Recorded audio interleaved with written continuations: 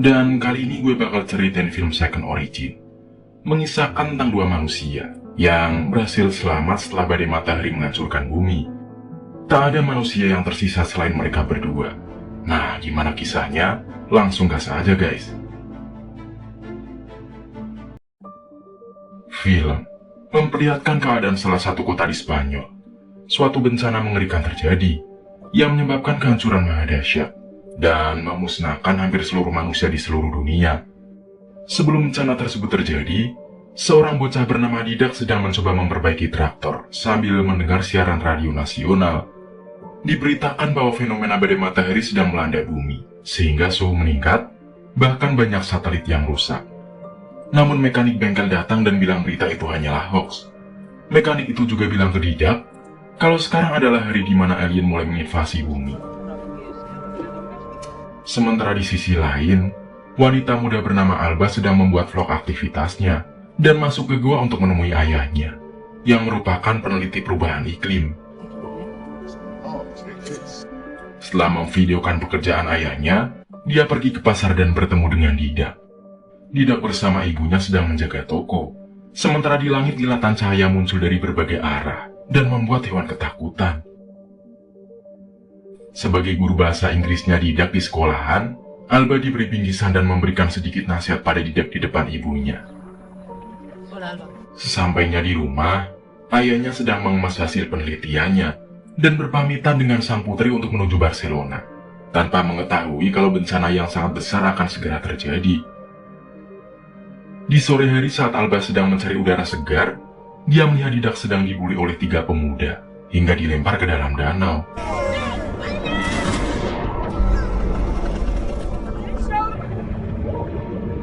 Alba yang tahu kalau Didak tidak bisa berenang, langsung melompat ke dalam danau untuk menolong Didak. Saat sedang berusaha meraih Didak yang tenggelam, tanpa diduga langit semakin memerah, dan terjadi badai matahari yang sangat panas.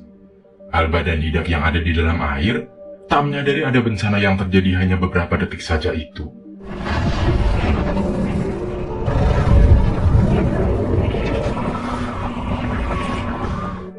Setelah berhasil naik ke daratan, Alba menyaksikan kobaran api disertai abu di mana-mana. Karena motornya terbakar, keduanya menuju rumah Didak dengan berjalan kaki dan mendapati bahwa ibunya Didak sudah tewas akibat bencana itu. Saat keduanya menuju rumah Alba, banyak mobil yang hangus serta penumpang di dalamnya juga ikut gosong, yang membuat malam itu semakin mencekam. Setelah beberapa waktu berjalan, Alba mengajak Didak masuk ke gua untuk mengambil perlengkapan darurat milik ayahnya dan memutuskan beristirahat di dalam sana.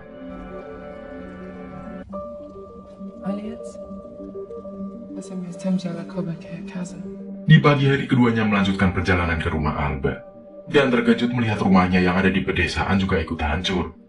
Alba kemudian mencoba menghubungi ayahnya yang belum pulang. Namun sayang sinyal sudah tidak ada sama sekali. Sementara Didak mencoba menyalakan TV dan radio yang sama sekali tidak berfungsi. Saat sadar kalau jaringan telekomunikasi sudah mati, Alba mengecas HP-nya menggunakan listrik tenaga surya dan pergi ke kota untuk mencari orang yang masih hidup. Namun sayangnya mereka hanya melihat kota yang hancur, ditambah bau busuk dari para korban yang terdampak bencana. Saat Didak mengambil perhiasan milik korban-korban, Alba melarangnya, karena menurutnya benda itu sudah tak berguna lagi, dan mereka beralih mencari motor yang masih berfungsi. Tanpa diduga, Didak malah mendorong Alba yang belum siap, sehingga Alba terjatuh dan tertusuk besi tajam.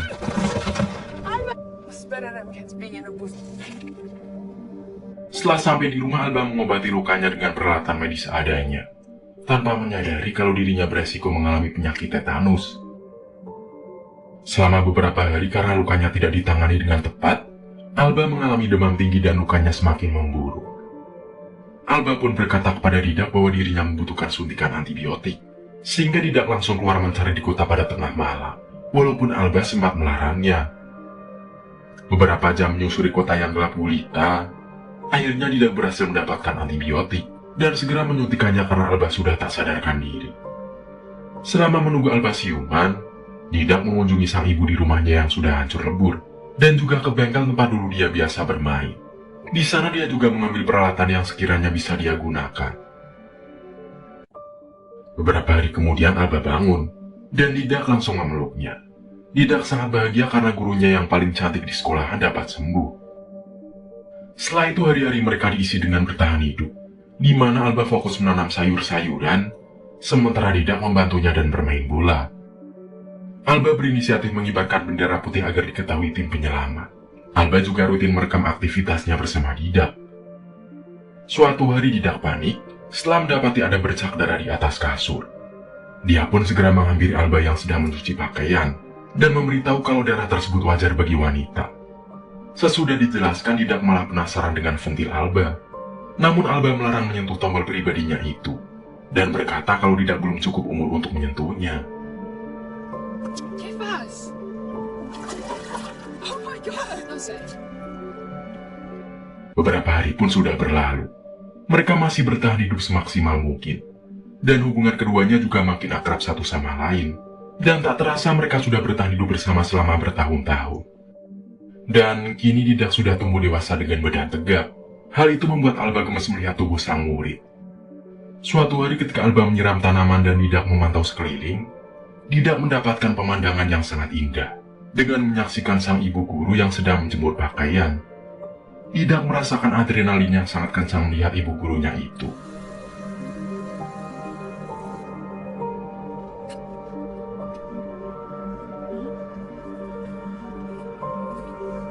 Setelah itu Didak memutuskan ke bengkel untuk memperbaiki traktor dan membawanya ke rumah.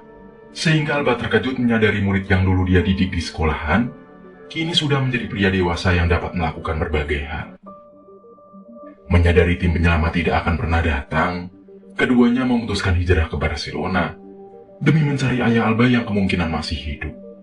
Mereka menaiki traktor yang diperbaiki oleh Didak, sehingga dengan mudah mereka dapat menyingkirkan bangkai mobil yang menghalangi jalan. Mereka juga sempat beberapa kali berhenti untuk mengambil bahan bakar dari kendaraan lain. Mereka yang sudah dekat dengan kota Barcelona sangat terkejut, karena ternyata juga hancur oleh badai matahari. Akhirnya mereka memutuskan untuk beristirahat sebelum memasuki pusat kota. Keesokan paginya keduanya mulai masuk ke pusat kota, dan melihat kehancuran sama seperti tempat tinggal mereka. Alba mencoba menghubungi ayahnya namun tidak berhasil. Setelah berkeliling dan tidak menemukan siapapun, mereka pun singgah ke Stadion Camp Nou di Barcelona. Karena mengidolakan tim Barcelona, Didak langsung bermain bola di sana, sementara Alba menyaksikan sambil merekamnya. Saat Didak berhasil mencetak gol, Didak selebrasi sambil mengangkat bajunya di depan Alba, dan Alba kembali kagum melihat tubuh Didak. Alba pun langsung menjatuhkan HP-nya. Dengan ragu-ragu tapi mau, mereka langsung berciuman.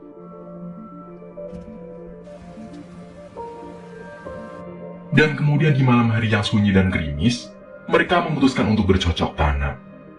Alba sangat terkejut dengan muridnya ini, yang kini sudah sangat perkasa dan dapat membuatnya puas. Sementara Didak tidak mengira bahwa gurunya ini masih perawan, sehingga mereka pun sama-sama puas dan bahagia. Beberapa hari di Barcelona mereka tidak menemukan siapapun. Mereka akhirnya memilih menetap di pinggiran pantai.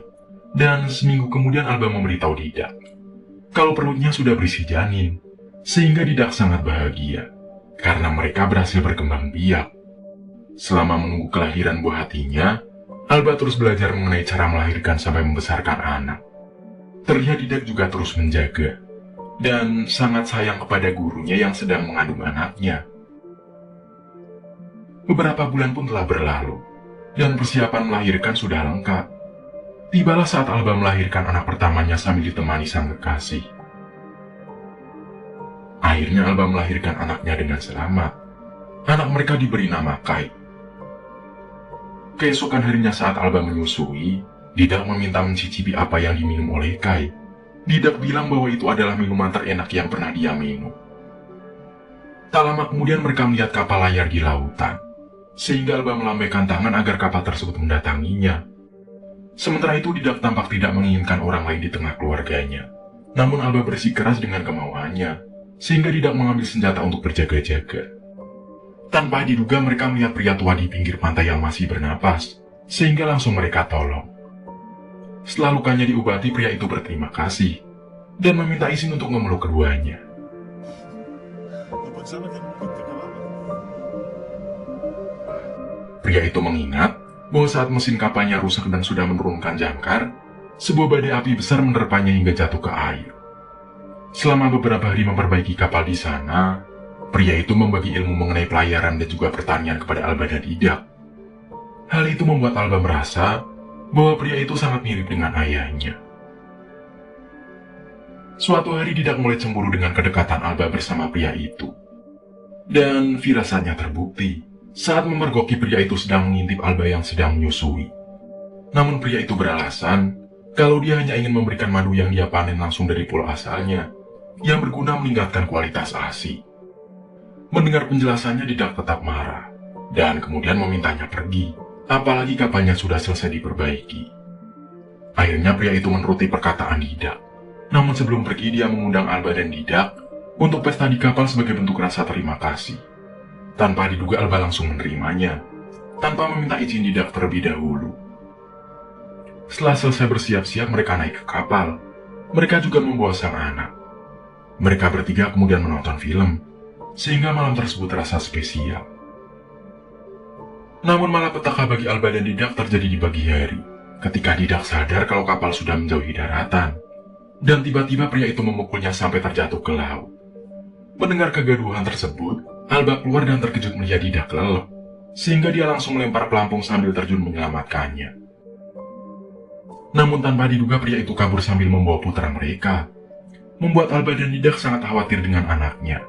Mereka pun memutuskan untuk kembali ke daerah dahulu. Berjam-jam melihat ke arah laut, mereka akhirnya memutuskan akan mengambil kembali putranya. Dengan melakukan persiapan yang diperlukan selama beberapa hari, keduanya mencari pulau yang kemungkinan dijadikan tempat tinggal pria itu, sambil berusaha menyiapkan kapal dan belajar navigasi pelayaran. Setelah itu Alba mendapat petunjuk melalui bunga yang biasa memproduksi madu, sehingga mereka langsung bergegas ke pulau yang ditumbuhi bunga yang dimaksud. Setelah semuanya siap, mereka pun langsung berlayar selama berjam-jam ke pulau tersebut. Dan syukurnya mereka juga menemukan kapal pria itu. Karena kapal tersebut kosong, mereka memutuskan turun ke darat sambil membawa senapan, hingga akhirnya mereka menemukan bangunan tua. Tiba-tiba mereka melihat pria yang dicari, yang sedang keluar untuk memanen madu. Keduanya pun segera mengambil kesempatan tersebut, di mana Didak bertugas mengawasi pria itu. Sementara Alba turun ke bawah gudang.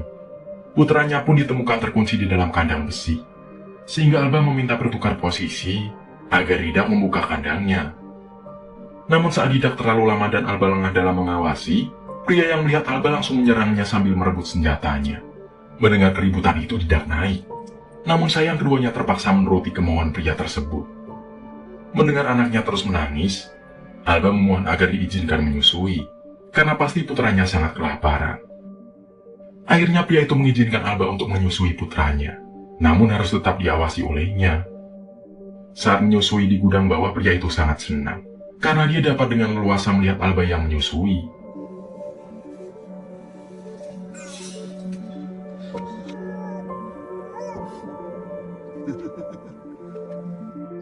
Kemudian pria itu kembali mengawasi Didak. Tanpa diduga Alba memutuskan lari sambil membawa putranya, tapi sialnya dia ketahuan, sehingga pria itu langsung mengejarnya ke arah dermaga. Setelah lari beberapa puluh meter dan pria itu semakin dekat, Alba berhenti untuk bersembunyi sambil menyusui putranya agar tidak bersuara. Tak lama kemudian pria itu mendengar suara tangisan, dan sesudah diperiksa dia mendapati sebuah HP yang sedang memutar video Kai, sehingga dia sadar kalau Alba berusaha membebaskan Didak.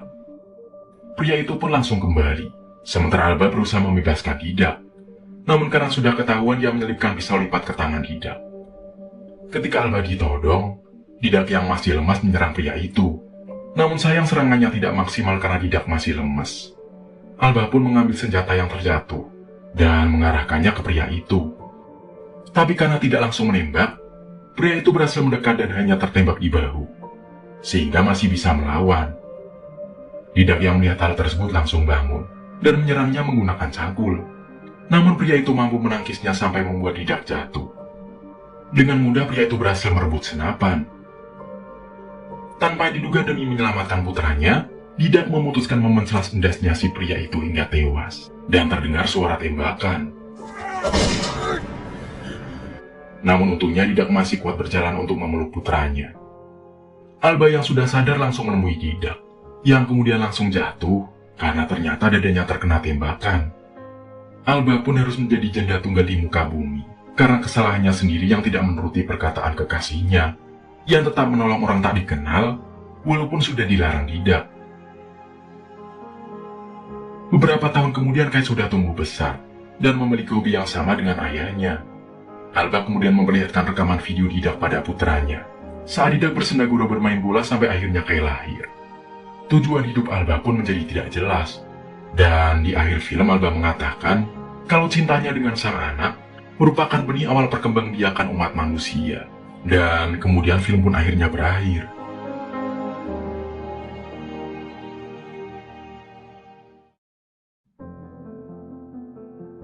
Nah guys, menurut para ilmuwan, badai matahari dalam waktu dekat ini akan terjadi nih. Dan merupakan badai matahari yang diperkirakan menimbulkan dampak paling besar sepanjang sejarah umat manusia. Menurut kamu, apakah mungkin badai matahari bisa menyebabkan umat manusia musnah di muka bumi? Komen ya guys. Kemudian pesan yang dapat diambil, sebagai seorang wanita yang sudah memiliki suami, tentunya harus selalu meminta izin terlebih dahulu kepada suami untuk melakukan apapun, sehingga tidak akan ada penyesalan di kemudian hari. Nah, sampai di sini cerita kali ini. Makasih ya udah nonton. Semoga kalian suka dan terhibur guys. Gue pamit. Dadah semuanya.